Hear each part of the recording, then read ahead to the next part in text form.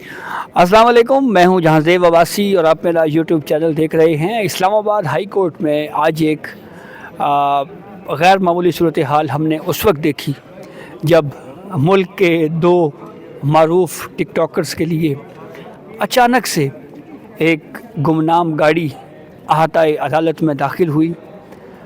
ये वो गाड़ी है जिसमें फिर दोनों टिकटॉकर्स रजब भट्ट और नदीम नानीवाला ये सवार हुए और चले गए। आम तौर के ऊपर तो साइलिन को अहाताए अदालत में रसाई बड़ी मुश्किल से मिलती है। गो के एज अ कोर्ट रिपोर्टर हमारा तो ये व्यू रहा है कि हर किसी को अदालती अहाते तक रसाई होनी चाहिए, गाड़ी की भी, मोटरसाइकिल सवार अगर कोई है उसके लिए भी, इवन पब्लिक ट्रांसपोर्ट भी मेरे ख्याल में उसको भी रसाई होनी चाहिए कि वो अहाताए अदालत में आके रुके और फिर वहाँ से साइल, ताकि उसको आसानी हो इंसाफ की फरहमी में। लेकिन कुछ साइलिन ऐसे भी होते हैं जो ये पता नहीं चलता जनाब गाड़ियाँ कहाँ से आती हैं, कहाँ सवार होती हैं। एक इंटरेस्टिंग वाक़या सुप्रीम कोर्ट का भी मैं आपसे शेयर करूँगा, किसी तरह की एक सूरत हाल हमने वहाँ भी देखी। तो ये मामला था क्या, ये दो टिकटॉकर्स का केस यहाँ तक पहुँचा क्यों, इस पर फयाज़ महमूद हमारे सीनियर कोर्ट रिपोर्टर हैं, एक्सपेक्ट से Islamabad high court, lower courts cover करते हैं। इनसे तफसील से जानते हैं कि ये मामला था क्या, इसमें पेशरफ्त क्या हुई और आज अदालत ने इसके ऊपर ऑर्डर क्या दिया। तो तमाम तफसीलात पर गुफ्तगू का आगाज़ करने से पहले एक आपसे रिक्वेस्ट ज़रूर है कि चैनल सब्सक्राइब ज़रूर कर लें ताकि नई आने वाली जो भी अपडेट है वो आपको बर वक्त मिल सके। फयाज़, बहुत शुक्रिया आपके वक्त का। सबसे पहले तो मुझे ये बताएं कि ये केस दो टिकटॉकर्स का यहाँ तक पहुँचा क्यों? जी देखें, जहांज़ेब अब्बासी साहब आपका बहुत बहुत शुक्रिया। ये केस इस तरह पहुंचा है कि इन्होंने कल अपने वकील के ज़रिए इस्लामाबाद हाई कोर्ट से रुजू किया और उन्होंने कहा कि वो सरेंडर करना चाहते हैं। रेलिवेंट कोर्ट में ख़दशा ये है कि उनको गिरफ़्तार कर लिया जाएगा, तो इसलिए उनकी एक प्रोटेक्टिव बेल दे दी जाए ताकि वो पहुंच जाए। ये हैं कौन दो लोग? रजब भट्ट हैं और नदीम नानीवाला। ये पाकिस्तान के बहुत टॉप के जो यूट्यूबर्स हैं या फिर आप इनको कह लीजिए कि टिकटॉकर्स हैं। इनके मिलियन में व्यूज़ है, फ़ैन फॉलोइंग बहुत बड़ी है। तो शायद एक वजह ये भी है, इनके जो मसाइल हैं, इनकी एक फ़ैन फॉलोइंग भी इनके एक मसाइल की एक बड़ी वजह है। तो मैं ख़ुद कल हैरान था कि अचानक से इन्होंने उस वक्त में पाकिस्तान आने का ऐलान क्यों कर दिया, जिस वक्त बहुत सी चीज़ें इनके लिए अभी अच्छी नहीं हैं। क्योंकि आपको याद होगा कि जब डकी भाई का मामला हुआ था, जब उनको गिरफ़्तार किया गया था और उसके बाद ही ये मोस्टली लोग चले गए थे और उसके बाद उस वक्त जो डायरेक्टर थे NCCI के सरफराज चौधरी, उन्होंने कुछ पॉडकास्ट में जो है ऐलान भी किया था और उन्होंने कहा था कि बहुत से लोगों को हम पकड़ेंगे जो लोगों को ख़िलाफ़ कर रहे हैं। तो जिसके बाद बज़ाहिर यही लग रहा था कि वो रजब भट्ट या इन लोगों की ही बात कर रहे थे, क्योंकि ये सारे आपस में दोस्त भी हैं। जिसके बाद चले गए, लेकिन कल शाम में मुझे मालूम हुआ कि इनको के वीज़े रिवोक कर दिए गए हैं। और रिवोक करने की एक वजह ये थी कि इन्होंने जब वीज़ा लिया तो डिक्लेरेशन मांगा गया। इन्होंने उस वक्त एक चीज़ छुपाई थी और वो ये बात छुपा ली थी कि इनके खिलाफ़ पाकिस्तान में कोई किसी भी किस्म की कोई प्रोसीडिंग्स नहीं चल रही, कोई अदालती कार्रवाई नहीं। तो इस वजह से इनको वीज़े मिल गए और ये आराम से बैरून मुल्क चले गए और वहाँ पर बैठ के ये चलते थे। उस दौरान रजब भट्ट के ज़ाहिर है कुछ और भी मसाइल चल रहे थे। कुछ लोगों के साथ वो एक दूसरे को ऑनलाइन धमकियाँ भी दी जा रही थी। तो जो है ये भी इन्होंने दावा किया कि उनके घर पर फायरिंग भी हुई है। यानी ये जो इनकी अपनी जो फील्ड है टिकटॉकर्स की, आपस के कोई मसाइल आप कह रहे हैं? उसमें जी उनके आपस के भी बड़े मसाइल थे। एक दूसरे को टिकटॉक के ऊपर आकर बैठ के न सिर्फ गालियाँ दी गई जा रही थी, धमकियाँ लगाई जा रही थी, एक दूसरे के घर बंदे भेजने की बातें हो रही थी। और उस टाइम ये खबरें भी आई थी कि शायद रजब भट्ट के घर को फायरिंग का वाक़या भी दरपेश आया है। तो इस तरह की काफ़ी चीज़ें उस टाइम चल रही थी। तो मेरे ख्याल में और फिर उसके बाद इनके ऊपर बड़े संजीदा और संगीन नौइयत के जो है वो इल्ज़ामात के तहत मुकदमात भी दर्ज हो गए। उनके कुछ रिमार्क्स थे ऐसे जो है मजहबी तौर पर। तो उसके बाद जो है कराची में मुकदमात भी हुए। तो आज जब इस्लामाबाद हाई कोर्ट में ने उनकी एक दिन की प्रोटेक्टिव बेल देके कहा कि जब इस्लामाबाद हाई कोर्ट वो इस्लामाबाद एयरपोर्ट पर लैंड करें तो उनको गिरफ्तार ना किया जाए। तो आज सुबह वो पहुंच गए। तो इस्लामाबाद हाई कोर्ट में आने के बाद जस्टिस इनाम अमीन मिनाज साहब की अदालत में गए। तो उनसे जो है जस्टिस साहब ने पूछा कि आपका केस कहाँ पर है। तो उन्होंने कहा जी हमारा केस है कराची में, तो 15 दिन का टाइम दे दीजिए। पहले वो 3 दिन का दे रहे थे, लेकिन फिर जब बताया गया कराची का तो उन्होंने फिर 10 दिन का टाइम दे दिया कि आप रेलिवेंट कोर्ट में जाके सरेंडर करें और पेश हो जाएं। उसके बाद जो है उनको बेल मिल गई और कोर्ट रूम में भी ज़ाहिर है वो बड़े थोड़ा सा मुझे लगा कि उनके चेहरे के जो तासरात हैं वो घबराए हुए थे। ज़ाहिर है ये एक बड़ी और आम सी चीज़ है, ज़ाहिर है कोई शख्स हार्डकोर कोई ये क्रिमिनल तो है नहीं, ये ज़ाहिर है एक यूट्यूबर्स हैं और अपना काम करते हैं, फ़ैन फॉलोइंग है, और वही फ़ैन फॉलोइंग की वजह से ही उनके लिए बड़े मसाइल बन चुके हैं। आपको पता है पाकिस्तान में जब किसी के पास पैसा आ जाता है, उसकी कोई फ़ैन फॉलोइंग बढ़ जाती है, तो उसके लिए बहुत मसाइल हो जाते हैं। लोग उनके ऊपर बात भी इसलिए करते हैं कि ज़ाहिर है एक व्यूज़ का मामला भी है। तो बहरहाल उनको रिलीफ मिला और हमने उनसे कहा कि आप आ जाएं, मीडिया रूम में आए। उन्होंने बड़े अच्छे से हमारी बात सुनी और उन्होंने कहा जी हम मीडिया रूम में चल के आपसे बात भी करेंगे। उन्होंने अपने वकील के साथ मुशावरत की और मुशावरत करके उन्होंने पूछा कि, और उन्होंने कहा यार देखिए हम पहले ही बड़ी मुश्किलात में हैं, तो आप हमसे सिर्फ हमारे केस की हद तक बात करें। तो हमने उनसे सवाल पूछा, मैंने उनसे पूछा कि आपके ख़िलाफ़ केस क्या है। तो उन्होंने बताया कि मेरे ख़िलाफ़ कराची में केस हैं, और इसी तरह नदीम नानीवाला ने भी बताया कि कराची में हमारे ख़िलाफ़ केस हैं। बड़े जो है संगीन नौइयत के इल्ज़ामात उनके ऊपर हैं। ज़ाहिर है वो इल्ज़ामात हैं, तो मैं फ़िलहाल ऐसी कोई बात नहीं करना चाहता कि जिससे उस चीज़ों को हवा मिले। तो बहरहाल उन्होंने इन चीज़ों का एतराफ़ किया और कहा जी हमारे ख़िलाफ़ इल्ज़ाम है, हम जाएँगे। बाकी उनसे और भी सवाल पूछे गए। मैंने उनसे पूछा कि आपको वहाँ से डिपोर्ट किया गया है, कहाँ जा रहा है? तो उन्होंने कहा कि ऐसा कुछ नहीं है, ये जो है बड़े उन्होंने कहा कि डिपोर्ट नहीं किया गया। नदीम नानीवाला ने मुझे बताया कि मेरी तो सिटीज़नशिप है, मेरा वीज़ा रिवोक नहीं हुआ है और मैं वापस जाऊंगा। और उन्होंने ये भी कहा कि हमारा मुल्क है पाकिस्तान, हम यहीं पे रहेंगे, लेकिन हम अपने ऊपर बैन नहीं लगवाएंगे, हम वीज़ा दोबारा लेंगे सही तरीके से, ताकि हमारा आना जाना लगा रहे।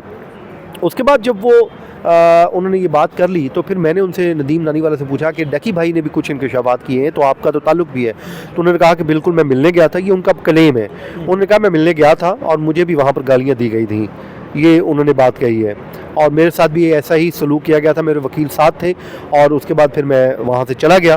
तो ये एक उन्होंने आज एक नई बात बताई है, और डकी भाई भी इस तरह के इल्ज़ामात लगा रहे हैं, और ये बड़े ही जो है संजीदा नौइयत के इल्ज़ामात हैं। लेकिन बहरहाल जिन लोगों ने किया था वो इस वक्त ख़ुद जो है सलाखों में, जो डकी भाई के साथ जिन्होंने जो कुछ किया था, और उनको गिरफ़्तार किया जा चुका है। काफ़ी लोग तो उसमें से रिज़ाइन कर गए हैं, उनके इस्तीफ़े भी दे चुके हैं NCCI से, और काफ़ी चीज़ें अब तो है सेटल डाउन हो चुकी हैं। तो उसके बाद अबाई साहब वो यहाँ से निकले, तो उनके साथ जो लोग थे उनको हमने बता दिया था कि आप यहाँ पे वीडियोज़ ना बनाइएगा, वरना आपके लिए और मसाइल बन जाएंगे, क्योंकि बैन है। लेकिन उन्हीं में से एक लड़के ने वीडियो बनाई, तो उससे मोबाइल ले लिया, अगर उसको मेरे ख्याल में पकड़ा भी गया। बाद में शायद ज़रा को फाइन शेन करके छोड़ देंगे, या वैसे कोई तंबी करके छोड़ देंगे। तो वहाँ पर एक मुझे गाड़ी नज़र आई, और वो गाड़ी थी बड़ी गाड़ी थी करोला की, और पता नहीं इसको लैंड क्रूज़र कहते हैं क्या कहते हैं, तो जो भी थी बड़ी गाड़ी थी जनाब। और उसमें वो जाकर उन्होंने पूछा हमारी गाड़ी किधर है, तो उन्होंने कहा ये हमारी गाड़ी, इसमें बैठना है। तो उससे मुझे लगा कि शायद वो अवेयर नहीं थे कि ये उन्हीं की गाड़ी है। तो वो उस गाड़ी में बहरहाल बैठ गए। तो मैंने उस गाड़ी में एक जो नई चीज़ देखी, गाड़ी की नंबर प्लेट नहीं थी। अच्छा, हाँ, गाड़ी की नंबर प्लेट नहीं थी। फिर मैंने कहा शायद पिछली नंबर प्लेट ना अगली हो, तो अगली जो है नंबर प्लेट उस पर सिग्मा लिखा हुआ था, बस सिर्फ सिग्मा। हाँ सिग्मा, वो सिग्मा नंबर प्लेट की कोई थी। अब वो पता नहीं, हो सकता है सिग्मा रजिस्टर्ड हो या क्या हो, मुझे नहीं मालूम वो क्या थी। बहरहाल मेरे लिए तो इंटरेस्टिंग चीज़ ये थी कि आमतौर पे साइलिन की गाड़ी अंदर आती नहीं है। तो मैंने रजब भट्ट से पूछा कि मैंने कहा बड़ी बात है आपकी गाड़ी अंदर आ गई है। तो उन्होंने यूँ हाथ बांधने कहा यार ये मेरी गाड़ी नहीं है। मैंने लिफ्ट लिया, जो ड्राइवर थे उन्होंने फिर खुद कहा कि भाईजान ये मेरी गाड़ी है, मैंने इनको साथ बिठा लिया अपने। तो वैसे आमतौर पे तो आम आदमी को कोई नहीं बैठाता, रजब भट्ट था शायद, इस वजह से किसी ने भी उनको दे दी है, लिफ्ट दे दी है। लेकिन बहरहाल उन्होंने कहा कि यार मैंने लिफ्ट ली है, और ड्राइवर ने भी यही कहा कि गाड़ी मेरी है, मैंने इनको अपने साथ बिठा लिया है। तो फिर वो यहाँ से चले गए हैं। अच्छा, वो अहताई अदालत जहाँ पे हम जो रेगुलर कोर्ट रिपोर्टर्स हैं, हमें वीडियो बनाने की इजाज़त नहीं है, ठीक है, एक एग्जीक्यूटिव ऑर्डर है हाई कोर्ट का, उसको अमल भी हो रहा है, हाँ हम उसको तस्लीम कर रहे हैं, मान रहे हैं। वहाँ पे गाड़ी आ गई, और वो गाड़ी किसकी है ये नहीं पता चला, लेकिन उस गाड़ी में वो बैठे और रवाना भी हो गए। ये आपके ख्याल में कोई अजीब बात नहीं? क्योंकि अब ये वीडियो ज़ाहिर चल नहीं है, उनके लिए बेचारों के लिए और मसाइल बन जाने हैं। तो बहरहाल अभी तो उन्हें बिल्कुल केयरफुल रहना चाहिए। पाकिस्तान में वो आ चुके हैं, ज़ाहिर है उनके नाम भी ECL में होंगे। अब वो पता नहीं कब उन्होंने वापस जाना है, नहीं जाना, क्या मसाइल है उनके। तो ये अब एक गाड़ी में बैठ के चले गए हैं। अब ज़ाहिर उनकी जानने वाली होगी, वो बंदा तो जानने वाला ही होगा ना, ऐसे तो नहीं होगा ना कि किसी ने मुझे कहा लिफ्ट दी और बैठ गए। बहरहाल जी वो उस गाड़ी में गए, ज़रा हम तो वहाँ पर मौजूद थे, हमने ये देखा, सबने वीडियोस भी बनाई हैं। तो ये ऑन रिकॉर्ड चीज़ें। अच्छा, एक चीज़ और बता दें, फ़ैन फॉलोइंग जाहिर बात है इन दो लोगों की काफ़ी ज़्यादा है। एक फ़ैन फॉलोइंग कहा जाता है, एक और साहब की भी बहुत ज़्यादा है। उनका केस नहीं लग रहा फयाज़, काफ़ी टाइम हो गया। इमरान खान की बात कर रहा हूँ मैं। फैन फॉलोइंग वाला एक और केस भी है ना। आमतौर पे तो देखें अब्बासी साहब, अर्जेंसी केस होते हैं, बेल मैटर होते हैं। देखें ये भी बेल मैटर था और लग गया। और एक चीज़ जो है इंटरेस्टिंग है, आमतौर पे होता नहीं है इस तरह कि बंदा मौजूद ना हो उसको बेल दी थी। हमने पहले बड़ा माजी में देखा है, बहुत से लोगों का देखा है कि उनको जो नहीं मिलती, कि वो कहते नहीं बंदा पहले आए, लेकिन कल उनको एक दिन के लिए ज़रूर दे दिया गया था रिलीफ। ये उन्होंने क्योंकि ज़ाहिर सरेंडर करने का एक पूरा मनसूबा दे दिया था। तो इमरान खान का भी ज़ाहिर है वो अर्जेंसी मैटर है, और ख़ास तौर पे जो खातून है बुशरा बीबी, उस पर तो बैरिस्टर सलमान सफदर हर दफ़ा यही कहते हैं कि देखें जब औरत का मामला हो तो उसको एक्स्ट्रा ऑर्डिनरी लीव मिलते हैं, माजियों में मिले भी हैं, तो बेहतर है कि आप इस केस को लगा दें। लेकिन वो अभी तक जो है केस लगा नहीं है, और वो को तकरीबन 1 साल होने को है। जनवरी में उनको सज़ाएँ हुई थी और उस टाइम से उनकी दरख्वास्त वो पेंडिंग है, और वो उस पर मुख्तलिफ डेटें पड़ती रहती हैं। मेरे ख्याल में उसको अगर सुन के डिसाइड कर दें तो इसमें कोई हर्ज तो नहीं है। चलें, बहुत शुक्रिया फयाज़ आपके वक्त का। गुज़िश्ता रात, बल्कि रात गए तक की अपडेट अडियाला जेल के बाहर से तो ये थी कि वाटर कैनन का इस्तेमाल किया गया। इमरान खान की बहनें थीं, उनको वहाँ से मुंतशिर किया गया।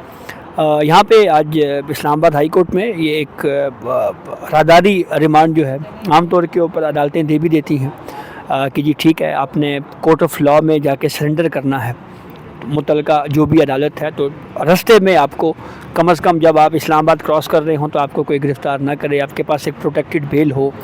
ये सिर्फ इसलिए ये उस अदालत से रुजू किया जाता है क्योंकि आप इस्लामाबाद एयरपोर्ट उतरे हैं, तो फिर वहाँ से आपको उस अदालत से राहदारी ज़मानत लेकर फिर उसके बाद आगे बढ़ना होता है, और फिर जो मुतलका अदालत है वहाँ पे सरेंडर करना होता है। वहाँ पे फिर अदालतें फिर देखती हैं कि हमने इस केस को कैसे प्रोसीड करना है। बहरहाल कुछ वाक़यात अनहोने भी हमारी, जैसे मैंने आगाज़ में बताया कि एक और वाक़या आपको बताऊँगा। कुछ अर्सा पहले की बात है कि साकिब निसार साहब चीफ जस्टिस ऑफ पाकिस्तान हुआ करते थे। उस वक्त राव अनवार को सारा ज़माना ढूंढ रहा था कि जी राव अनवार किधर गए, और वो नहीं मिल रहे थे। अब सुप्रीम कोर्ट में हम थे तो अचानक से एक गाड़ी जो है वो पार्किंग से होते हुए सुप्रीम कोर्ट के अंदर दाखिल हो गई, और उस गाड़ी में से मास्क पहने हुए एक साहब निकले, पता लगा जी ये राव अनवार हैं। फिर वो सुप्रीम कोर्ट में भी पहुँचे। आज तक ये भी नहीं पता चल सका कि वो कैसे आए कैसे गए। तो इस तरह के वाक़यात हमारी जुडिशल हिस्ट्री में बहरहाल होते रहते हैं। तो ये अब तक की अपडेट थी जिससे हमने आपको आगाह किया। अपने फ़ीडबैक से हमें ज़रूर आगाह कीजिएगा। इजाज़त दीजिए, अल्लाह हाफ़िज़।